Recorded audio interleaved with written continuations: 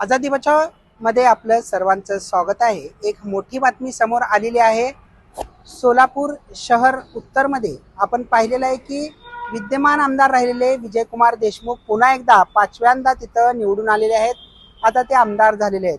मात्र असं असतानाही त्यांच्या प्रतिस्पर्धी असलेले महेश कोठे यांनी कुठेतरी ईव्हीएम वरती संशय व्यक्त करत आता ईव्हीएम ची फेरमतमोजणी व्हावी यासाठी अर्ज दाखल केलेला आहे।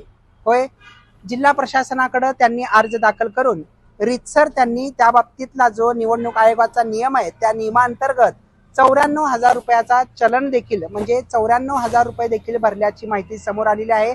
निवडणूक झाल्याच्या निकालानंतर निकालापासूनच्या दिवसापासून पुढील 7 दिवसाच्या आत चलनाद्वारे पैसे भरून संबंधित संशयित उमेदवाराला ज्या उमेदवाराला संशय वाटतो 2 किंवा 3 नंबरच्या उमेदवारांना त्यांनी अशा पद्धतीने फेर मतमोजणी 2 ईव्हीएमच्या बाबतीत करण्यासाठी अर्ज दाखल करू शकतात असा नियम आहे।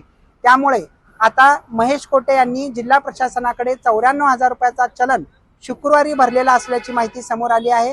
त्यामुळे शहर उत्तर मधील कोणत्याही 2 ईव्हीएम मशीनची रॅन्डमली ज्या महेश कोठे जे सांगतील त्या मशीनला अथवा रॅन्डमली 2 ईव्हीएम मशीनची व्हीव्हीपॅटची संपूर्ण पुन्हा एकदा फेर तपासणी होणार असल्याची माहिती मिळालेली आहे।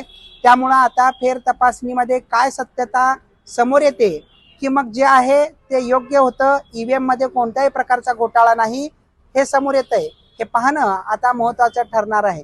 मात्र सोलापूर जिल्ह्यात पहिल्यांदाच असं घडत आहे की महेश कोठे हे विजयकुमार देशमुखांच्या विरोधात मतदानाच्या ईव्हीएमच्या बाबतीत संशय व्यक्त करत आता ईव्हीएमच्या 2 ईव्हीएम मशीनच्या बाबतीत फेर पडताळणी व्हावी यासाठी अर्ज दाखल केला आहे।